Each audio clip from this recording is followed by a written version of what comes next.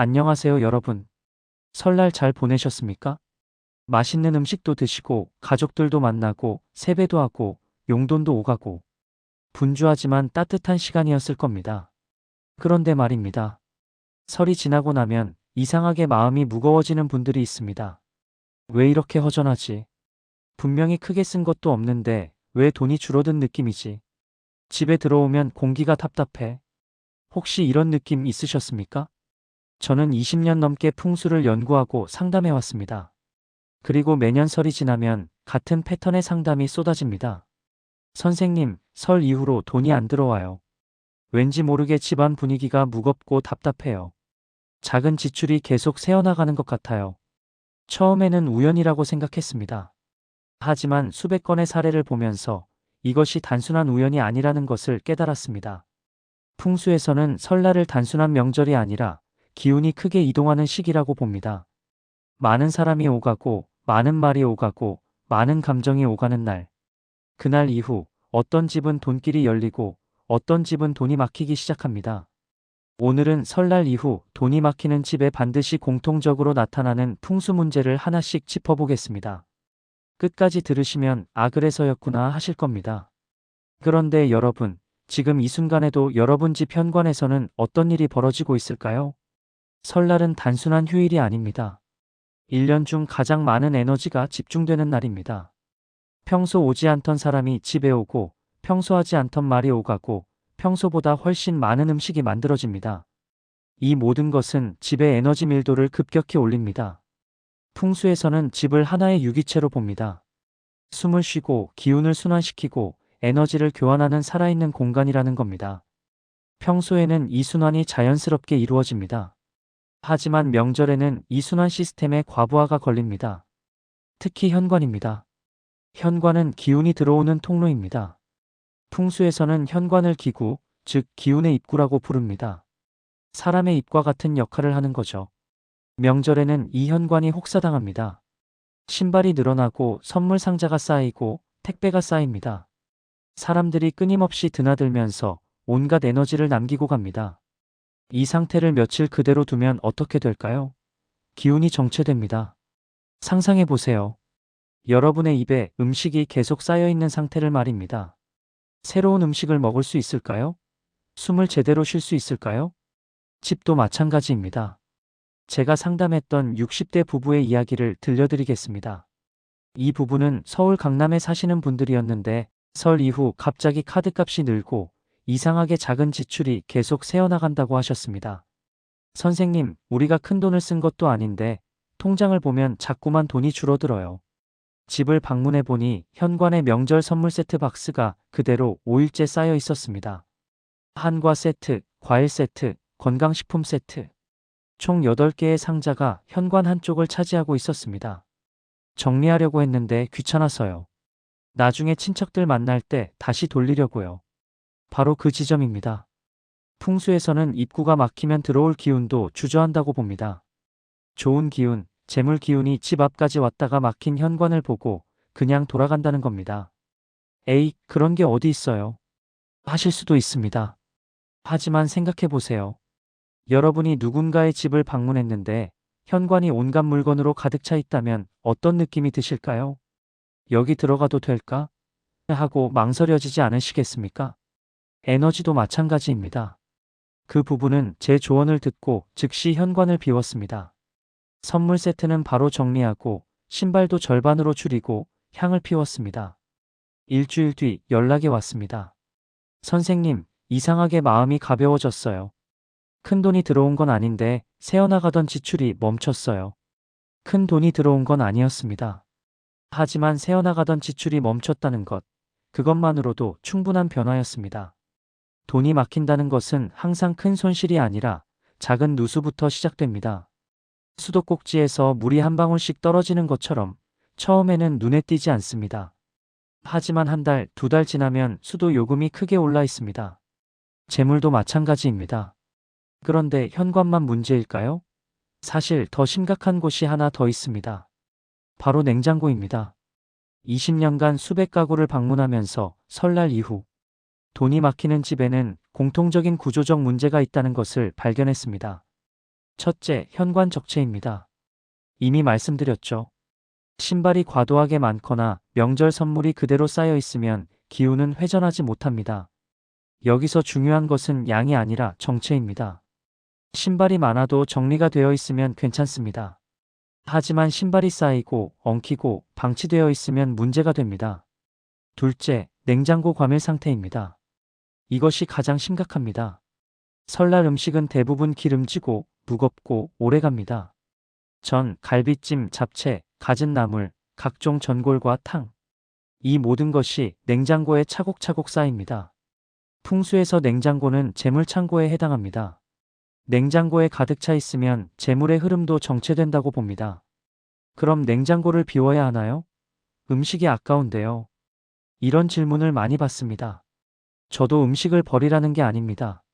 하지만 일주일, 열흘 넘게 묵은 음식은 이미 에너지가 죽어 있습니다. 한 50대 여성분의 사례를 말씀드리겠습니다. 이분은 경기도 분당에 사시는 분이었는데 설 이후 계속 두통이 있고 남편 사업이 정체된다고 상담을 요청하셨습니다. 선생님, 남편이 작은 제조업을 하는데 설 이후로 주문이 뚝 끊겼어요. 그리고 저는 계속 머리가 아파요. 집을 방문해 냉장고를 열어보니 제 눈을 의심했습니다. 전이 3접시, 갈비찜이 큰 통에 가득, 각종 탕이 4개, 나물 반찬이 10가지 이상. 냉장고가 문자 그대로 터질 것 같았습니다. 아깝잖아요. 명절에 정성껏 만든 건데. 맞습니다. 아깝습니다. 하지만 오래 묵은 음식은 기운도 무겁습니다. 음식에는 만든 사람의 에너지가 담깁니다. 간 만들었을 때는 따뜻하고 생명력이 넘칩니다. 하지만 시간이 지나면 그 에너지가 점점 무거워지고 정체되고 썩어갑니다. 그 에너지가 냉장고에 그리고 집 전체에 퍼집니다. 그분은 처음에는 망설이셨습니다. 하지만 제가 일주일 넘은 음식만 정리해보세요 라고 말씀드리자 결국 냉장고를 30% 비웠습니다. 그리고 부엌을 환기했습니다. 창문을 활짝 열고 환풍기를 돌리고 싱크대와 가스레인지를 깨끗이 닦았습니다. 한 달 뒤 다시 연락이 왔습니다. 선생님, 두통이 사라졌어요. 그리고 남편 회사에 새 주문이 들어왔어요. 큰 건 아니지만 숨이 트이는 느낌이에요. 기적이 일어난 게 아닙니다. 단지 정체되었던 에너지가 흐르기 시작한 겁니다. 셋째, 거실 공간이 혼잡한 것입니다. 설날 이후 거실은 전쟁터가 됩니다.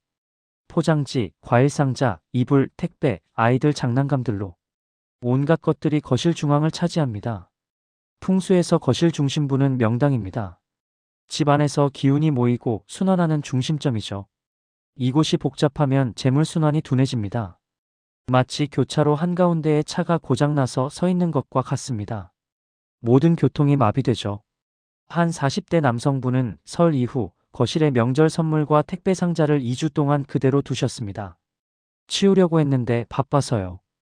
그 2주 동안 이분은 3번의 중요한 거래를 놓치셨습니다. 우연일까요? 풍수는 상징학입니다. 막힘은 곧 흐름 둔화입니다. 공간의 막힘은 삶의 막힘으로 이어집니다. 그분은 거실을 정리한 뒤 이상하게 머리가 맑아지고 결정을 빨리 내릴 수 있게 됐다고 하셨습니다. 그런데 여러분, 집안에 남아있는 냄새도 돈과 관련이 있다는 사실 알고 계셨습니까? 특히 명절 음식 냄새는 재물과 관련이 큽니다. 부엌은 재물 창고로 비유됩니다. 옛날부터 부엌은 집안의 재산이 모이는 곳이었습니다. 쌀, 곡식, 장류, 반찬 등 모든 먹거리가 부엌에 저장되었죠. 풍수에서 부엌은 불과 물이 공존하는 공간입니다. 가스레인지 불과 싱크대 물이 함께 있죠. 이 두 요소의 균형이 재물운을 좌우합니다. 설날 이후 부엌이 무거워지면 재물 기운도 무거워진다고 봅니다. 특히 냄새 가장 중요합니다. 냄새는 눈에 보이지 않지만 공간에 오래 남습니다. 명절 음식 냄새, 특히 기름 냄새는 집 안 곳곳에 스며듭니다. 커튼에, 소파에, 침구에, 옷에, 모든 곳에 배어듭니다. 냄새가 뭐가 대수라고요? 하실 수도 있습니다. 하지만 냄새는 우리의 무의식에 강력한 영향을 미칩니다. 한 연구에 따르면 냄새는 기억과 감정과 가장 직접적으로 연결된 감각이라고 합니다.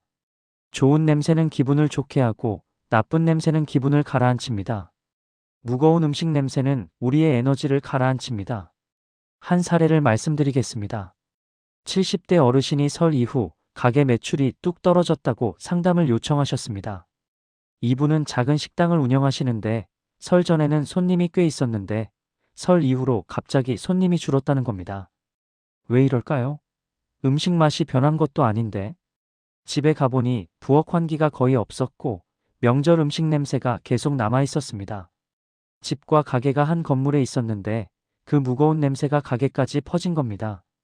명절에 음식을 많이 해서 그랬어요. 환기는 추워서 잘 안 했고요. 저는 이렇게 조언했습니다. 매일 아침 창문을 10분씩 활짝 여세요. 추워도 꼭 하세요. 그리고 부엌에 향을 피우세요. 레몬이나 허브 향이 좋습니다. 환기, 청소, 정리 후 큰 변화가 생긴 건 아닙니다.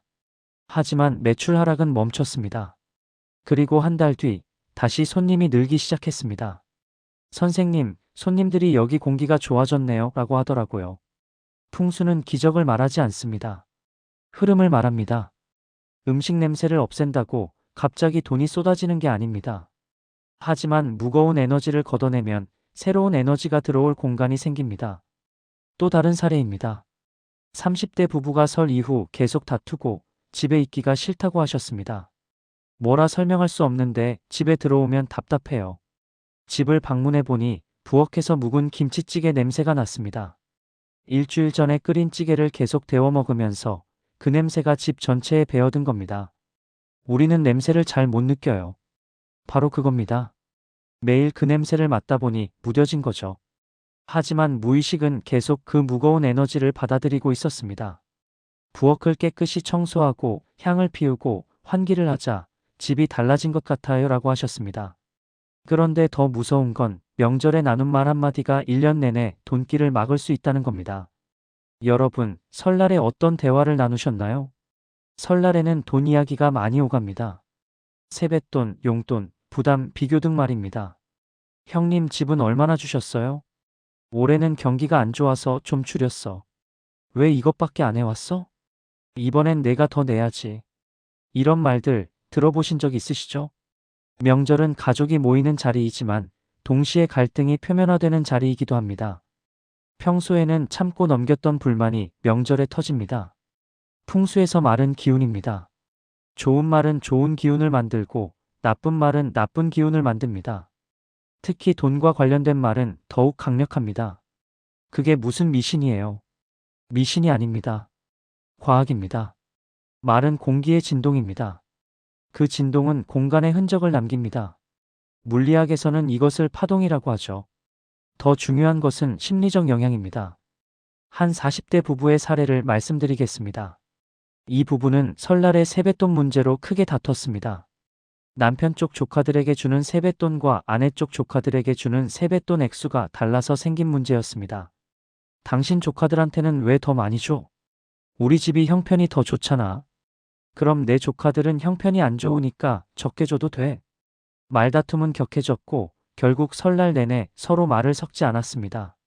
설이 끝나고 일상으로 돌아왔지만 그 갈등의 여운은 남아 있었습니다. 대화가 줄고 눈을 피하게 됐습니다. 식탁이 조용해졌습니다. 그리고 이상하게 수입이 줄어들기 시작했습니다. 선생님, 우연이겠죠? 물론 직접적 인과는 아닙니다. 세뱃돈 다툼 때문에 수입이 줄어든 건 아니죠. 하지만 갈등이 깊어지면 집안의 공기가 바뀝니다. 무겁고 답답하고 정체됩니다. 그 에너지는 집에 사는 사람들에게 영향을 미칩니다. 의욕이 떨어지고 판단력이 흐려지고 기회를 놓치게 됩니다. 풍수에서 식탁은 재물자리입니다. 가족이 함께 모여 음식을 나누는 곳, 대화를 나누는 곳, 웃음을 나누는 곳입니다. 그곳이 조용해지면 재물의 흐름도 조용해집니다. 그 부부에게 저는 이렇게 조언했습니다. 갈등을 정리하세요. 서로에게 감사 문자를 보내세요. 짧아도 좋습니다. 그날은 내가 예민했어. 미안해. 라고요. 처음에는 둘 다 망설였습니다. 제가 왜 먼저 사과해야 하죠? 하지만 결국 아내가 먼저 문자를 보냈습니다. 여보, 그날 내가 너무 예민했어. 미안해라고 짧게 마음을 전했습니다. 남편도 답장을 보냈습니다. 나도 미안해. 내 마음을 이해하지 못했어. 그날 저녁 오랜만에 함께 외식을 했습니다. 일주일 뒤 아내가 연락을 주셨습니다. 선생님, 큰일은 없지만 답답함이 사라졌어요. 그리고 남편이 새로운 프로젝트를 따냈어요. 기운이 풀리면 흐름도 풀립니다. 명절 갈등은 단순한 말다툼이 아닙니다. 그것은 집안의 에너지 흐름을 바꾸는 사건입니다.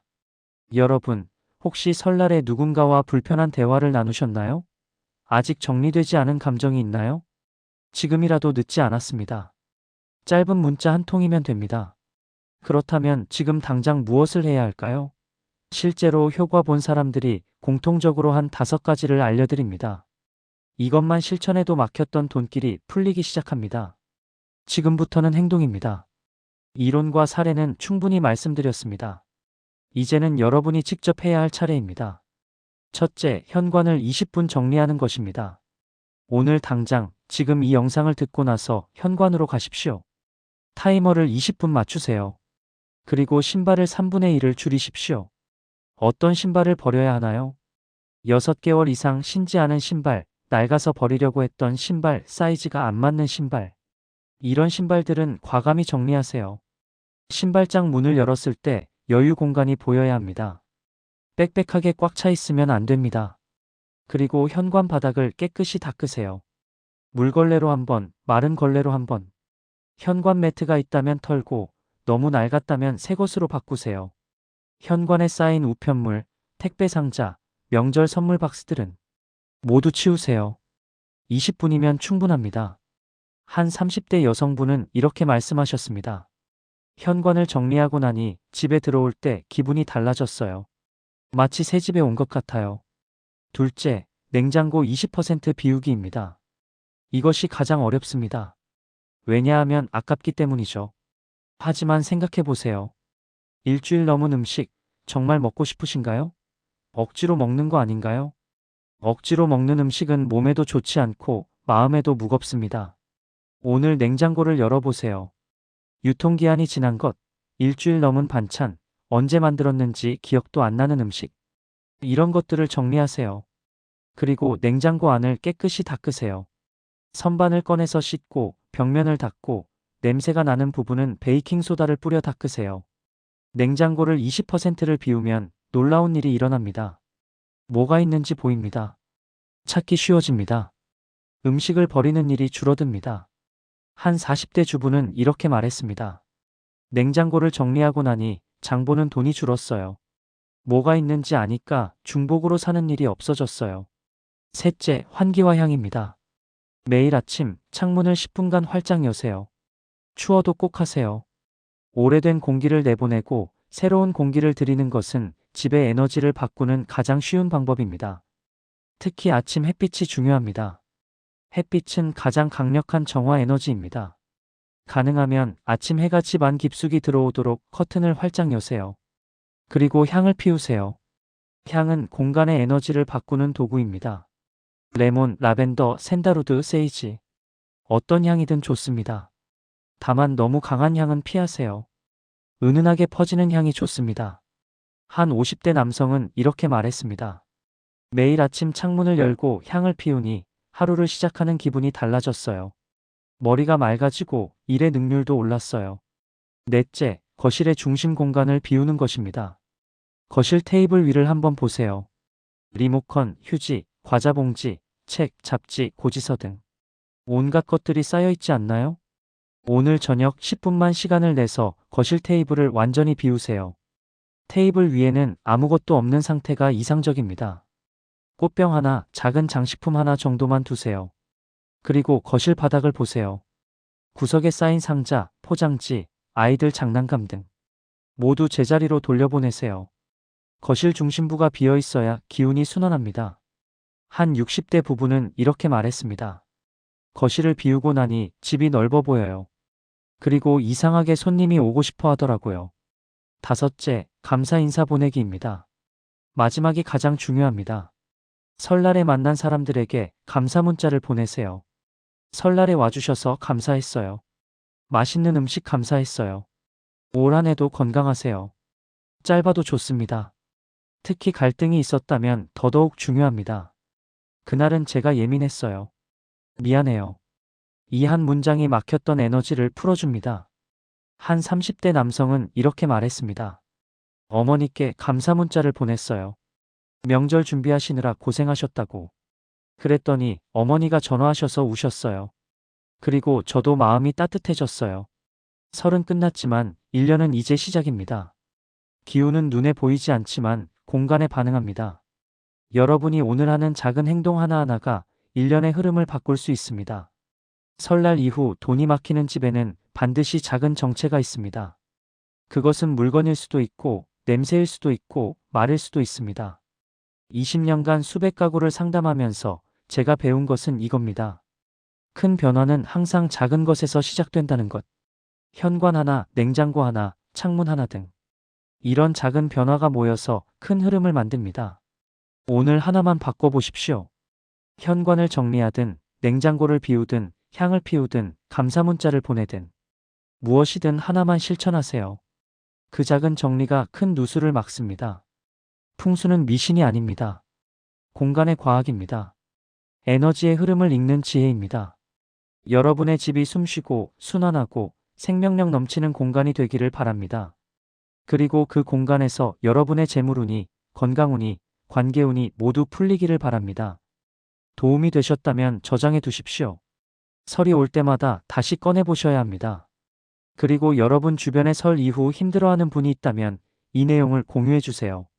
작은 실천이 누군가의 1년을 바꿀 수 있습니다. 여러분의 가정에 좋은 기운과 평안이 넘쳐나기를 바랍니다. 오늘도 내용이 좋으셨다면 구독과 좋아요 부탁드립니다. 감사합니다.